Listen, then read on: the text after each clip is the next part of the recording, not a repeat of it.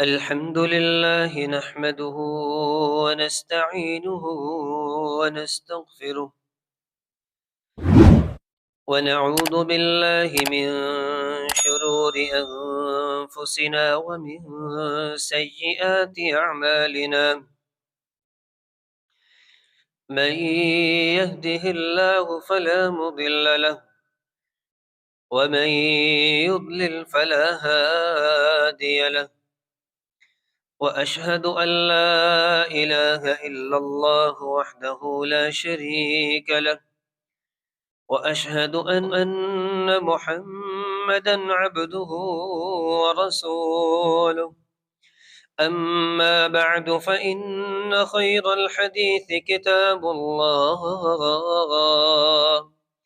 وخير الهدي هدي محمد صلى الله عليه وسلم، وشر الأمور محدثاتها، وكل محدثة بدعة، وكل بدعة ضلالة، وكل ضلالة في النار. يا أيها الذين آمنوا اتقوا الله حق تقاته ولا تموتن إلا وأنتم مسلمون. يا أيها الناس اتقوا ربكم الذي خلقكم من نفس واحدة، وخلق منها زوجها، وبث منهما رجالا كثيرا ونساء. واتقوا الله الذي تساءلون به والأرحام، إن الله كان عليكم رقيبا. يا أيها الذين آمنوا اتقوا الله وقولوا قولا سديدا يصلح لكم أعمالكم ويغفر لكم ذنوبكم، ومن يطع الله ورسوله فقد فاز فوزا عظيما. اللهم صل على محمد وعلى آل محمد، كما صليت على إبراهيم وعلى آل إبراهيم إنك حميد مجيد. اللهم بارك على محمد وعلى آل محمد، كما باركت على إبراهيم وعلى آل إبراهيم إنك حميد مجيد. رب اشرح لي صدري ويسر لي أمري، واحلل عقدة من لساني يفقه قولي. رب يسر ولا تعسر وتمم بالخير. أعوذ بالله السميع العليم من الشيطان الرجيم، من همزه ونفخه ونفثه. بسم الله الرحمن الرحيم. ولا تقف ما ليس لك به علم، إن السمع والبصر والفؤاد كل أولئك كان عنه مسؤولا.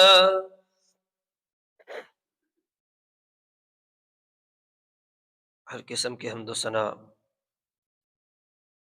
किबरियाई, बड़ाई, शहनशाही, यकताई अल्लाह वहदहू ला शरीक के लिए, जो मालिक मुल्क खालिक कुल है। दुरूद व सलाम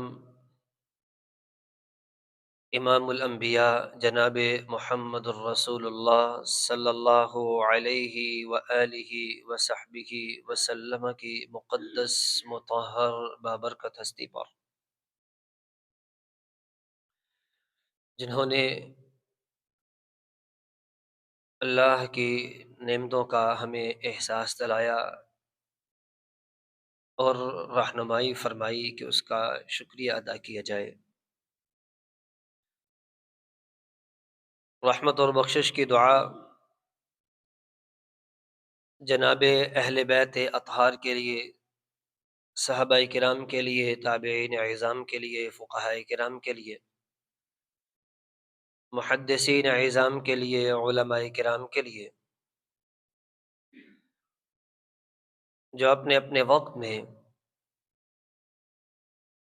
رب کی نعمتوں کا احساس اور پھر ادراک کرنے کے بعد اس کا شکریہ ادا کرتے رہے، لوگوں کو شکریہ ادا کرنے کی تلقین کرتے رہے، علم وحی کو پڑھتے رہے، پڑھاتے رہے، سیکھتے رہے، سکھاتے رہے۔ عزیزان گرامی،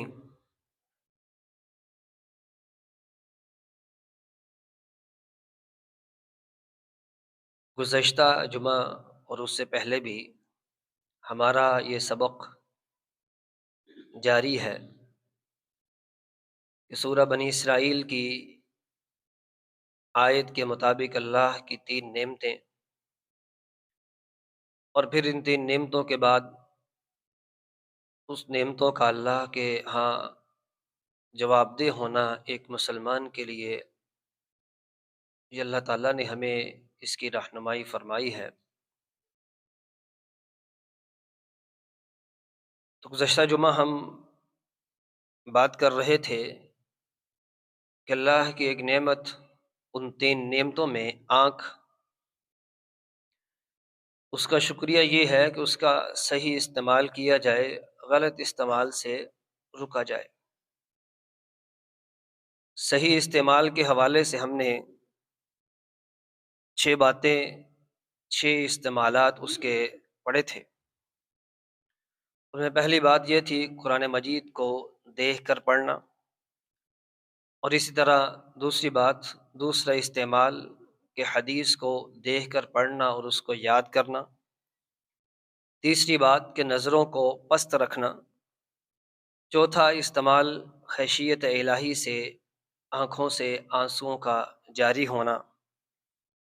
پانچواں استعمال اس کا یہ ہے کہ عبرتناک منظر کو دیکھ کر عبرت حاصل کرنا۔ چھٹا اور آخری استعمال ہم نے جو گزشتہ جمعہ پڑھا ہے وہ یہ ہے کہ مسلمان کے عیوب کو دیکھنے کے باوجود بھی اس پر پردہ ڈالنا۔ تو اللہ کی توفیق سے آج ہماری گفتگو کا محور و مرکز یہ بات رہے گی کہ آنکھوں کا غلط استعمال کیا ہے، جس کو بالتعیین رسول اللہ صلی اللہ علیہ وسلم نے غلط فرمایا ہے۔ تو آنکھوں کے غلط استعمال کے حوالے سے اللہ تعالیٰ ہمیں نبی اکرم صلی اللہ علیہ وسلم کے ذریعے سے ہماری رہنمائی فرماتے ہیں۔ جو ہمارے مضمون کی سب سے پہلی بات ہے آنکھوں کے غلط استعمال کے حوالے سے، اس کا غلط استعمال ہے، جس کو امام بخاری رحمہ اللہ نے صحیح بخاری میں نقل فرمایا۔ اس حدیث کو حضرت عائشہ صدیقہ رضی اللہ عنہا وہ بیان کرتی ہیں، سألت النبی صلی اللہ علیہ وسلم عن الالتفات فی الصلاة، فرماتی ہیں کہ میں نے نبی اکرم صلی اللہ علیہ وسلم سے نماز میں ادھر ادھر دیکھنے کے بارے میں سوال کیا۔ فقال، تو آپ نے فرمایا، ہوا اختلاس یختلسہ الشیطان من صلاة العبد، ادھر ادھر دیکھنا یہ شیطان کی طرف سے ہے، شیطان اس کے ذریعے سے انسان کی نماز سے خشوع اور خضوع کو چھینتا ہے، اس کی نماز کی روح کو چھین لیتا ہے۔ وفی روایت اخری فإنہ ہلکۃ،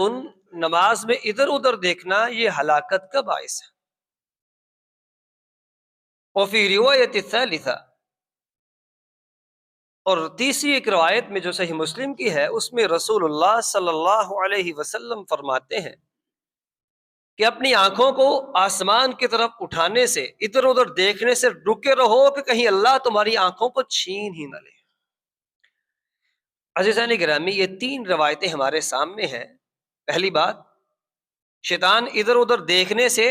انسان کے، ایک مسلمان کی نماز کی روح کھینچتا ہے، اس کے خشوع خضوع کو کھینچتا ہے۔ دوسری بات، یہ ہلاکت کا باعث ہے۔ تیسری بات یہ ہے کہ کہیں اللہ ادھر ادھر دیکھنے سے آنکھوں کو چھین ہی نہ لے۔ یہ تینوں باتیں رسول اللہ صلی اللہ علیہ وسلم نے فرمائی۔ تو ان تینوں روایات کی روشنی میں ہمارا سبق کا پہلا حصہ ہمارے سامنے ہے کہ ایک مسلمان نماز میں اپنی آنکھوں کا استعمال اس کا یہ ہے کہ جب وہ قیام میں ہے تو اپنے سجدے کی جگہ پر دیکھتا ہے، رکوع میں ہے تو اپنی رکوع کی جگہ پر دیکھتا ہے، ادھر ادھر نہیں دیکھتا۔ تو اس کا صحیح استعمال یہ ہے کہ وہ نماز میں اپنی مقررہ کردہ جگہ پر دیکھتا ہے،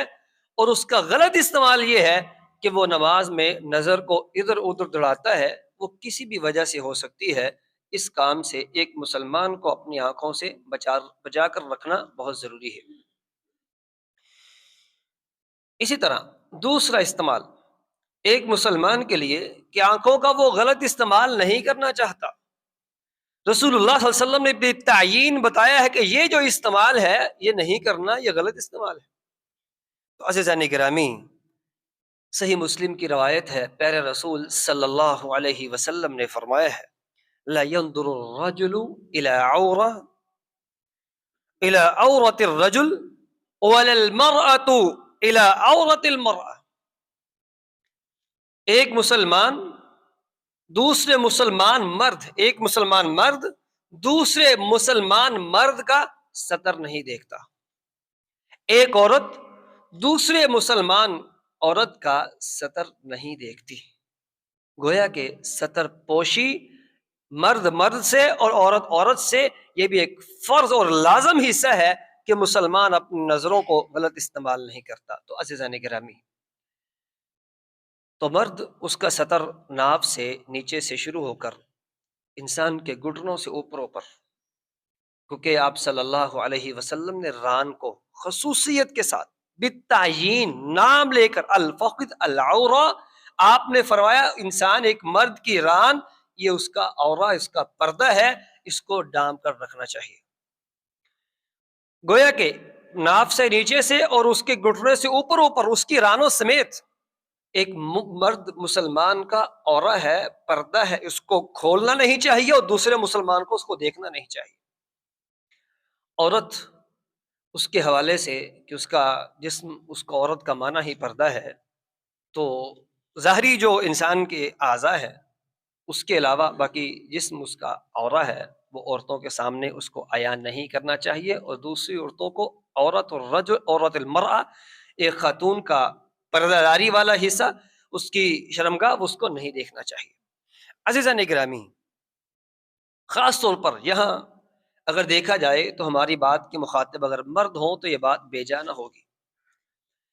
کیونکہ ہمیں پہلے تو اس بات کا احساس ہونا چاہیے کہ ہمارا سطر جو ہم نے لوگوں کے سامنے شو نہیں کرنا وہ کہاں تک ہے، جیسے ابھی ہم نے عرض کیا۔ دوسری بات یہ ہے کہ ہم شاید اس کو اتنا برا نہیں سمجھتے، ہماری ران وہ نظر آ رہی ہے تو اس کو شاید برا نہیں سمجھا جاتا۔ اس کی بین مثال ریسلنگ کے پروگرام کو دیکھ لیجئے، پہلوانی اور کبڈی کے ان سارے کے سارے پروگرامز کو دیکھیے، اور پھر شہری زندگی میں سوئمنگ پول پہ نہانے کے وہ سارے کے سارے پروگرام کو دیکھیے، جس میں لباس ایسا ہے جس میں انسان کی ٹانگیں بالخصوص اس کی ران وہ واضح ہے، جو قطعی طور پر نہیں ہونی چاہیے۔ تو عزیزان گرامی، آپ صلی اللہ علیہ وسلم نے منع فرمایا ہے لا ينظر، نہ دیکھے۔ تو نہ دیکھنے سے جیسے اس دیکھنے والے کو اللہ تعالیٰ رسول اللہ صلی اللہ علیہ وسلم مخاطب فرما رہے ہیں، ایسے ہی وہ شخص بھی مخاطب ہے جو اپنی رانوں کو کھلا چھوڑ رہا ہے اور لوگوں کے سامنے ہے۔ دونوں طرفہ ہی، دو طرفہ یہ بات سامنے آنی چاہیے اور واضح ہونی چاہیے، دیکھنے والا نہ دیکھے اور کھولنے والا بالکل اپنے سطر کو دوسرے مرد کے سامنے بھی نہ کھولے۔ عزیزان گرامی، غلط استعمال میں تیسرا استعمال ایک مسلمان کے لیے وہ یہ ہے کہ وہ مسلمان جس کو رسول اللہ صلی اللہ علیہ وسلم نے آنکھوں کی عظیم نعمت سے نوازا ہے۔ ابو داؤد کی روایت کے مطابق سعید بن زید رضی اللہ عنہ روایت کرتے ہیں کہ رسول اللہ صلی اللہ علیہ وسلم نے ایک عمل سے منع فرمایا جو انسان اپنی آنکھوں سے کرتا ہے اور پھر اس کو مزید آگے پروان چڑھاتا ہے۔ آپ فرماتے ہیں من ارب الربا بالاستطالہ فی ارض المسلم بغیر حق۔ ایک مسلمان جب کسی مسلمان کے عیوب کو دیکھتا ہے اور اس کو اچھالتا ہے بغیر کسی وجہ کے، یہ بات بھی اہم ہے، بغیر کسی وجہ کے، صرف اور صرف مقصد اس کی عزت کو اچھالنا ہے، تو یہ کوئی وجہ نہیں ہے، بلکہ یہ وجہ ایسی ہے جو مسلمان کو تکلیف دینے والی ہے۔ تو یہ مسلمان ایسا ہے جو اپنی آنکھوں کا سود ادا کر رہا ہے، جو بڑا سود آپ صلی اللہ علیہ وسلم نے فرمایا ہے، اور سود کے حوالے سے بہت سی باتیں ہم پہلے سے جانتے ہیں۔ تو عزیزان گرامی، بات کہنے کی یہ ہے کہ بغیر کسی وجہ کی کسی مسلمان کی عزت کو اچھالنا، اس کے عیوب کو جو انسان آنکھوں سے دیکھ چکا ہے اس کو بیان کرنا، یہ کسی بھی اعتبار سے رسول اللہ صلی اللہ علیہ وسلم نے اس کو آن نہیں کیا، اس کا رد کیا ہے، اس کو مذموم قرار دے دیا۔ عزیزان گرامی، ہاں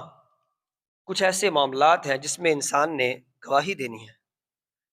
کچھ ایسی چیزیں ہیں جو انسان دیکھتا ہے عیوب میں سے ہی ہوں، لیکن انتظامی معاملات ہیں، دیگر امور ہیں، اس کو درستی کی طرف لے کے جانا ہے، اس کو رازداری کے ساتھ معروف طریقے سے، جو واقعی معروف طریقہ اس کو ڈسکس کیا جا سکتا ہے اصلاح کے لیے، عزت کے اچھالنے کے لیے پھر بھی نہیں کیا جا سکتا اگرچہ انتظامی معاملات کیوں نہ ہو۔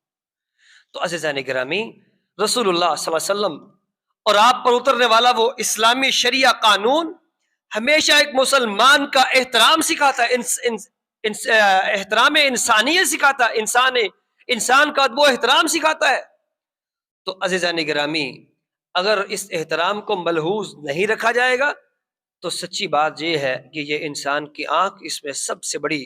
مجرم قرار پائے گی۔ اس نے اس مسلمان کا جرم دیکھنے کے بعد اس کو روکا نہیں، بلکہ اس کو آگے اچھالنا شروع کر دیا۔ اور عزیزان گرامی، ایک مسلمان اپنی آنکھ کا غلط استعمال اس سے رکنا چاہتا ہے، اور وہ چاہتا ہے کہ اس کا استعمال غلط نہ ہو، تو اس مسلمان کے لیے چوتھا استعمال جو غلط ہے، آپ صلی اللہ علیہ وسلم نے بھی تعیین اس کو بیان فرمایا۔ صحیح مسلم کی روایت ہے، رسول اللہ صلی اللہ علیہ وسلم نے بیان فرمایا ہے، وزن العین النظرہ، ایک انسان کی آنکھ کا زنا یہ ہے کہ وہ دیکھتا ہے۔ گویا کہ آنکھوں کا غلط استعمال اگر دیکھنا ہو تو چوتھی بات یہ ہے، چوتھا اس کا استعمال یہ ہے کہ وہ اپنی نظر کو صحیح استعمال نہیں کر رہا، بلکہ غیر محرم کو دیکھنے کے لیے استعمال کر رہا ہے۔ اور ایک لمبی روایت کا ٹکڑا جو میں نے ابھی آپ کے سامنے عرض کیا کہ آپ صلی اللہ علیہ وسلم نے فرمایا تھا ہاتھوں کا زنا اس کو پکڑنا ہے، اور اسی طرح دیگر اعضاء کے ساتھ آپ نے نظر کی بھی بات کی، آنکھ کی بھی بات کی۔ آنکھ کا زنا اس کو دیکھنا ہے، اور انسان پھر فزیکلی اس کی تصدیق کرتا ہے یا تکذیب کرتا ہے۔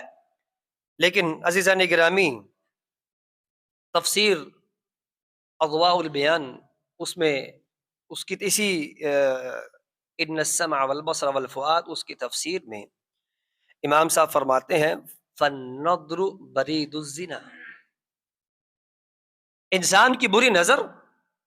وہ زنا کاری کا پیغام لے کے آتی، انسان یہیں سے شروع کرتا ہے۔ اور اسی بات کو ایک شاعر نے، عربی شاعر نے یوں بیان کیا، وہ کہتا ہے نظرۃ فابتسامۃ فالسلام فکلام فوعد فلقاء، کہتا ہے کہ سب سے پہلا کام انسان اپنی نظر سے شروع کرتا ہے، پھر مسکراہٹیں بکھیرتا ہے، پھر سلام اور دعا کے بعد کلام، بات چیت شروع ہوتی ہے، پھر وعد و وعید کے ساتھ ملاقاتیں ہوتی ہیں، اور پھر انسان اپنے اگلے مرحلے کی طرف بڑھتا ہے جو درجہ بدرجہ چلتا ہے، آخر کار انسان غلط راستے پر چل نکلتا ہے، اللہ اس سے محفوظ فرمائے۔ تو عزیزان گرامی، تو چوتھا استعمال ہم کہہ سکتے ہیں ایک انسان وہ اپنی آنکھ کا غلط استعمال کر رہا ہے، غیر محرم کو دیکھنے کے لیے استعمال کر رہا ہے، جس کے حوالے سے کچھ باتیں ہم نے پچھلے جمعے میں باتیں کی. تو عزیزان گرامی، اس غلط استعمال کا ایک بہترین جو اس کی مثال ہم پیش کر سکتے ہیں، رسول اللہ صلی اللہ علیہ وسلم نے ہمیں جو اسلامی شریعہ یا اسلامی شرعی اصول جو بیان کیے ہیں، اس میں اسلامی شرعی اصول میں یہ بات شامل ہے، اگر ایک انسان، ایک مسلمان دوسرے مسلمان بھائی کی آنکھ کو نکال دیتا ہے تو اس کے لیے اس کی دیت، اس کا بدلہ 50 اونٹ ہے. اگر وہ دونوں نکالتا ہے تو بھی کیا ہے؟ 50 اونٹ. گویا کہ دونوں آنکھوں کے 100 اونٹ. ایک ہاتھ اتارے گا 50، دوسرا اتارے گا تو بھی 50. گویا کہ ایک آنکھ اگر کوئی نکالتا ہے اور ضائع کر دیتا ہے کسی کی، تو اللہ نے اس آنکھ کی اتنی وقت اور اتنی قدر و منزلت رکھی ہے، اگر آج کے حساب سے اس کا ایک تخمینہ لگایا جائے، اسٹیمیٹ لگایا جائے، تو بات کہاں سے کہاں جا پہنچتی ہے. ایک انسان کی آنکھ کی قدر و منزلت کتنی، اس کی دیت 50 اونٹ رکھ دی گئی. لیکن جب انسان اپنی قدر و منزلت خود نہیں کرواتا، اپنے آپ کو خود بے وقت کر دیتا ہے اور اپنی حیثیت خود نہیں منواتا، تو پھر یہی آنکھ جس کی دیت، جس کی قیمت 50 اونٹ تھی، رسول اللہ صلی اللہ علیہ وسلم فرماتے ہیں اگر غلط استعمال کیا گیا تو آئیے رسول اللہ صلی اللہ علیہ وسلم سے پوچھتے ہیں پھر اس کی حیثیت کیا ہے. آپ صلی اللہ علیہ وسلم نے فرمایا من اطلع فی بیت قوم بغیر اذنہم، جو شخص کسی کے گھر میں اس کی بغیر اجازت کے جانگتا ہے، تانک جانگ کرتا ہے اور غلط نظر کا استعمال کرتا ہے، اگر وہ اس کی آنکھ کو پھوڑ دیتا ہے، رسول اللہ صلی اللہ علیہ وسلم فرماتے ہیں شریعہ اسلامیہ میں اس کے خلاف کوئی قانون یا کوئی رٹ دائر نہیں کی جائے گی. اس کی آنکھ بالکل، اس کی آنکھ کا نکالا جانا بالکل ضائع اور رد دی جائے گا، اس کا کوئی فائدہ نہیں، اس کو حق ہے کہ وہ اس کی آنکھ ضائع کرنا چاہے تو کرتے. عزیزان گرامی، بات کہنے کی یہ ہے، ایک مسلمان، اس کی آنکھ کی وقت، اس کی اہمیت، لیکن جیسے اس نے اپنی آنکھ کا غلط استعمال کیا، وہی آنکھ جو 50 اونٹ کے بدلے میں دی جا رہی تھی یا اس کا بدلہ لیا جا رہا تھا، رسول اللہ صلی اللہ علیہ وسلم نے اس آنکھ کے غلط استعمال کی وجہ سے، اس کے غلط استعمال کی وجہ سے اس کو ردی کی ٹوکری میں پھینک دیا ہے، جس کی کوئی حیثیت، کوئی وقت نہیں ہے. گویا کہ ہم اپنی حیثیت کو خود ختم کرتے ہیں، اپنے آپ کو بے وقت خود کرتے ہیں. تو عزیزان گرامی، اگر دیکھا جائے تو اس آنکھ کا استعمال، جیسے ابھی ہم نے کہا کہ غلط استعمال انسان کی آنکھ کو بے وقت بنا دیتا ہے، یہ دنیا کی بات ہے. اور عزیزان گرامی، اگر ہم دیکھیں تو کل قیامت کے دن اللہ کے حضور جب انسان حاضر ہوگا، اس وقت اس کی کیفیت کیا ہے؟ اس وقت وہ دیکھے گا کہ وہ آنکھ جس کا استعمال غلط کرتا رہا، جس کا استعمال وہ غلط کرتا رہا اور اپنی آنکھ کو صحیح استعمال اس نے نہیں کیا، اللہ تعالیٰ نے اپنے کلام میں اس کی وضاحت فرمائی ہے کہ اللہ کل قیامت کے دن آنکھوں کو، انسان کے اعضاء کو کس طریقے سے اپنے دربار میں پیش کریں گے اگر ان کا استعمال غلط ہوا. تو آئیے قرآن مجید کی آیات کی زبانی اس انسان کا حشر اور اس انسان کے اعضاء کو دیکھیے کہ وہ اللہ کے حضور پیش ہیں. اللہ تعالیٰ فرماتے ہیں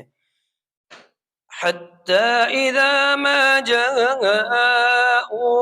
شَهِدَ عَلَيْهِمْ سَمْعُهُمْ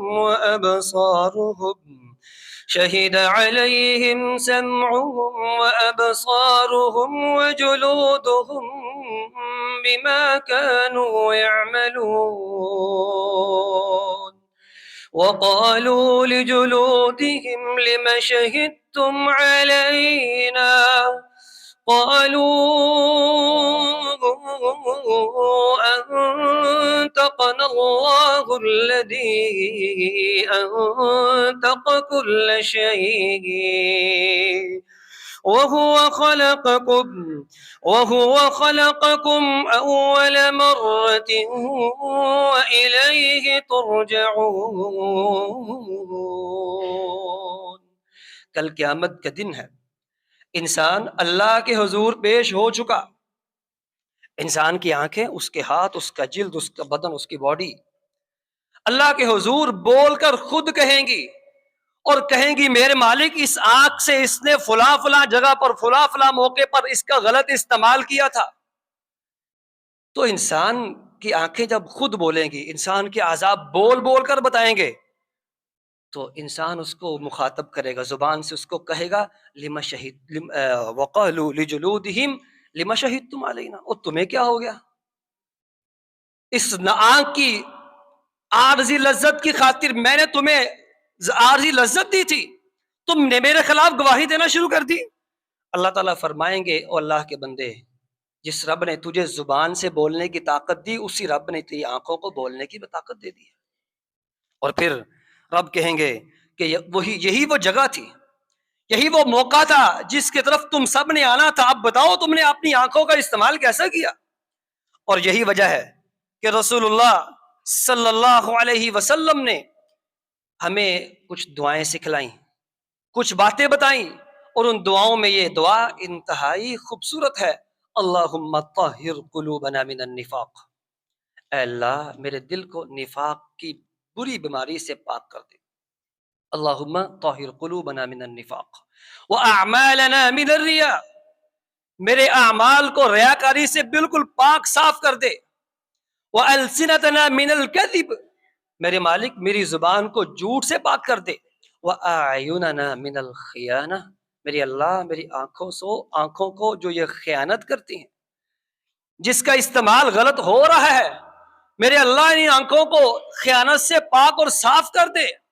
اچھا یہ آخری جو جملہ تھا نا، اس پر اللہ تعالیٰ نے آخری جملے پر مزید تنبیہ بھی فرمائی، گویا کہ مسلمان کو جھنجھوڑا۔ پتہ کیا فرمایا اللہ تعالیٰ نے نبی صلی اللہ علیہ وسلم کی زبانی؟ فَإِنَّكَ تَعْلَمُ خَائِنَةَ الْأَعْيُنِ، اے اللہ میری آنکھوں کو خیانت سے پاک کر، ساتھ ہی کہا میرے اللہ میں جانتا ہوں کہ آپ اس آنکھوں کی خیانت کو جانتے ہیں، گویا کہ انسان سے اللہ اقرار کروا رہے، اس کو بتا رہے اللہ کے بندے ان آنکھوں کی خیانت کو اللہ جانتے ہیں، حالانکہ باقی اعمال کو بھی جانتے ہیں، لیکن آنکھوں کی خیانت اس پر خصوصی طور پر ایک انسان اپنے رب کے سامنے اقرار کرتا ہے، میرے اللہ ان آنکھوں کی خیانت کو آپ جانتے ہیں، فَإِنَّكَ تَعْلَمُ خَائِنَةَ الْأَعْيُنِ وَمَا تُخْفِي الصُّدُورُ، اور آنکھوں کی خیانت کے بعد میرے دل میں جو وسوسات آتے ہیں، میرے اللہ آپ تو اس کو بھی جانتے ہیں، اس لیے میری آنکھوں کو محفوظ رکھ تاکہ میرا دل محفوظ رہے۔ تو عزیزان گرامی، خلاصہ کلام کے طور پر آنکھوں کا صحیح استعمال اور غلط استعمال، یہ دونوں عمل ایسے ہیں کہ جو انسان کے شکر گزاری کا عملی مظہر ہے کہ انسان آنکھوں کا شکر گزار ہے۔ گزشتہ جو میں ہم نے اس کا صحیح استعمال پڑھا، اور آج ہم نے آنکھوں کا غلط استعمال دیکھا ہے، اس میں 4 باتیں بیان کی گئیں، نماز میں ادھر ادھر دیکھنا، اور اسی طرح کسی مسلمان مرد ہو یا عورت ہو اس کے سطر کو دیکھنا، اور اسی طرح تیسرا استعمال ایک مسلمان کے غلط استعمال میں جو باتیں شامل ہیں کہ وہ کسی کے عیوب کو دیکھتا ہے اور پھر اس کو اچھالنا شروع کر دیتا ہے۔ چوتھا اور آخری استعمال آج کی اس مجلس کا وہ یہ ہے کہ ایک مسلمان وہ اپنی نظر کا استعمال صحیح نہیں کرتا اور غیر محرم کو دیکھتا ہے، اور آخری بات جو ہم نے دعا کی صورت میں پڑھی ہے کہ ایک مسلمان اللہ سے کہہ رہا ہے پیارے اللہ فَإِنَّكَ تَعْلَمُ خَائِنَةَ الْأَعْيُنِ وَمَا تُخْفِي الصُّدُورُ، میرے اللہ آپ میری آنکھوں کی خیانت کو جانتے ہیں، اور اس خیانت کے بعد جو میرے دل میں وسوسات پیدا ہوتے ہیں اور اس وسوسات کو بھی جانتے ہیں، تو دل ایسی جگہ ہے جو وسوسات کا مجموعہ ہے، اور یہ تیسری نعمت اللہ نے جو سو بنی اسرائیل میں بیان کی وہ دل ہی ہے، اور انشاءاللہ اس حوالے سے ہم اگلے جمعے میں اسی پر بات کریں گے۔ اللہ تعالی ہمیں اس کی توفیق سے نوازے۔ والسلام علیکم ورحمۃ اللہ وبرکاتہ۔